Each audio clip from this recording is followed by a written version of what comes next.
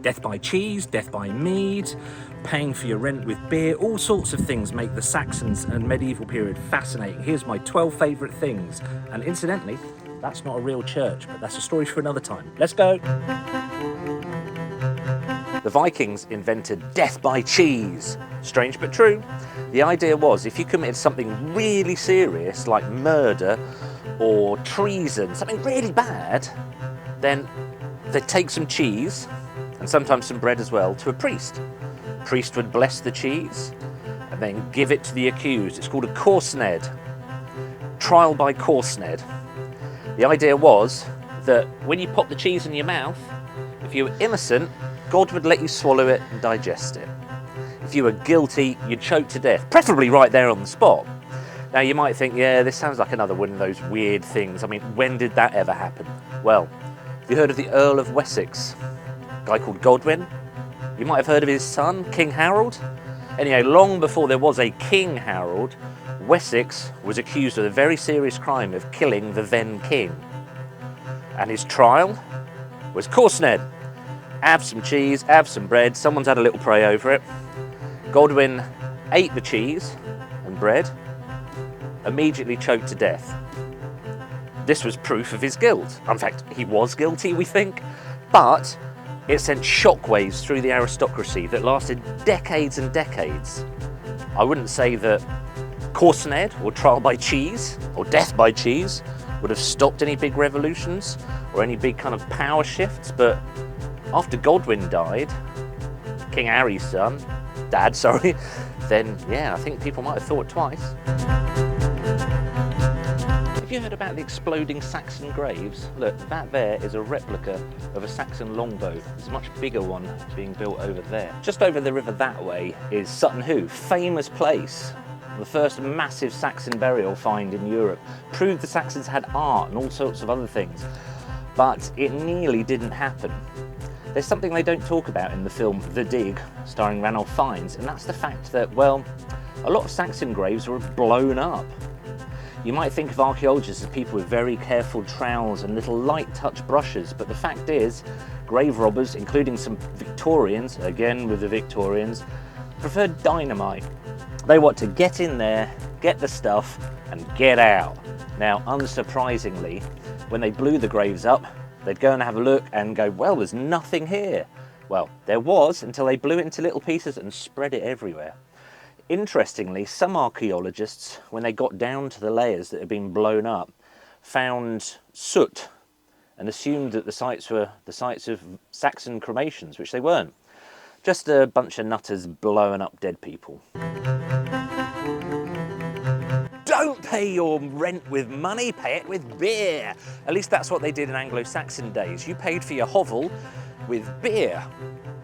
Doesn't sound too bad, does it? But you had to be careful. If you made bad beer, or your beer was too weak, or too cloudy, or just in some way a little bit unpleasant, the king, or the squire, or the lord, whoever you were paying your beer rent to, would fine you.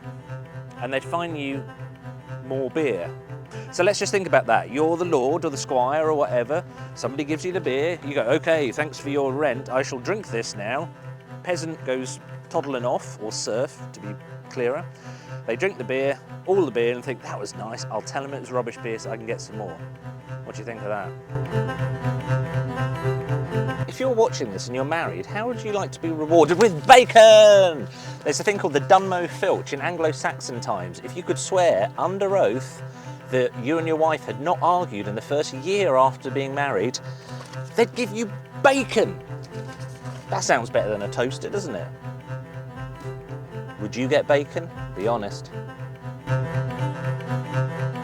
A bee. You wouldn't steal a bee.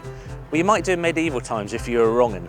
Bee theft was a huge problem for the Anglo-Saxons, and if you were caught stealing bees, it was taken very, very seriously. And do you know what the punishment was? You had to pay a fine. You didn't pay the fine in money, you paid the fine in honey, which presents a bit of a problem if you've just had to give the bees back. So you go and steal more bees. It's kind of an Anglo-Saxon catch-22 situation. There was an alternative though, if you didn't want to pay in honey. They'd cut your hand off. Your choice. Have you ever had problems with demons in your cheese? Anglo-Saxon monks believed that the devil lived in mouldy cheese. So they would sprinkle holy water on it to get the devil or get demons out of their mouldy cheese before eating it. You might ask yourself why they were eating mouldy cheese. They weren't as fussy as we were these days. There's some Anglo-Saxon texts that suggest that some monks blessed their entire meals and prayed over them to get the demons out of their meals. So if you think right up to modern day, have you ever been for dinner at someone's and they say prayers? Is that to keep the demons out of their food? No, not at all. Royal death by mead. King Sigebert of East Anglia was an Anglo-Saxon king who died at a mead feast. He was really, really drunk, a scuffle broke out, and someone challenged him to a fight. He could barely stand. He'd had so much mead, it was coming out of his nose, I guess. He refused to fight, possibly because he couldn't see straight enough to see the person challenging him. And the person who was challenging him didn't like to be turned down, so he killed him. So death by mead, kind of. Anyway, it impressed the Anglo-Saxon monks. This act of defiance, inebriated defiance, led King Sigebert to be declared as a saint. A saint of drinking yourself to death with mead. You have been sentenced to 30 days stale bread. In Anglo-Saxon times, if a priest accused you of doing some sinning, then you could be punished by being forced to eat only stale bread for 30 days, sometimes longer if your sin was particularly funky. So what do you think of that? Doesn't sound too bad, does it? It sounds a lot better than a lot of the other medieval and Anglo-Saxon punishments. Would you eat stale bread like a pigeon for being a naughty one? You're a pig and I sentence you to death. In Anglo-Saxon Britain, pigs, animals, even bees and insects were sometimes put on trial for murder or just property damage. They'd even go so far as to be assigned a lawyer. So if a pig accidentally damaged something by, say, eating it, they'd be tried. And I don't really know how the fines worked because pigs aren't known for having a lot of money. King Edmund didn't like where he was buried. In 894, the Vikings invaded. They went to East Anglia, got hold of King Edmund, tied him to a tree, shot him full of arrows, cut his head off, buried him. Probably fairly rudimentary way. The monks nearby went looking for King Edward and they heard a voice saying, "Over here, over here." So they followed the voice and they found a huge wolf guarding a shallow grave. When the wolf saw the monks, happily trotted off. At which point the monks kind of stuck Edmund back together. And apparently when they put his head back on his body, it just joined up and there was no scar. So that is the story how King Edmund, of Bury St Edmund's fame, asked to be relocated after he was buried. There was a medieval king who tried to tax urine. The accounts are a bit confusing, but we believe that it's because urine was so useful in the textiles trade and in other industrial processes that it therefore had a value. We don't know how true this is though. I think some historians might be taking the piss. There probably is a root in fact somewhere.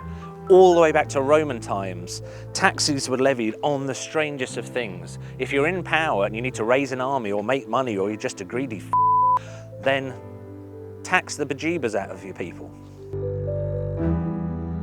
Trial by corpse, cruination. In medieval times, a murder victim was sometimes brought into court to face the person accused of murdering them. If the corpse bled when touched by the accused, or moved when touched by the accused, it was an obvious sign you were guilty. Now, if you know anything about medical science, this is problematic. Corpses don't bleed. And yet this was used right up until the late 18th century as proof of guilt. There are some theories as to why corpses might have bled when touched, but they're just too vile and grim to go into in this video. So there you go, trial by corpse, cruination. So, did you like that? Which fact was your favourite? Which one do you think's the most gruesome? Are there any other things you'd like to know about Saxon, Viking, medieval times? If so, let me know in the comments. So it just remains for me to say, please like, subscribe, and if you want me to make more videos like this, let me know and I might just do it. Woohoo! Thanks for watching.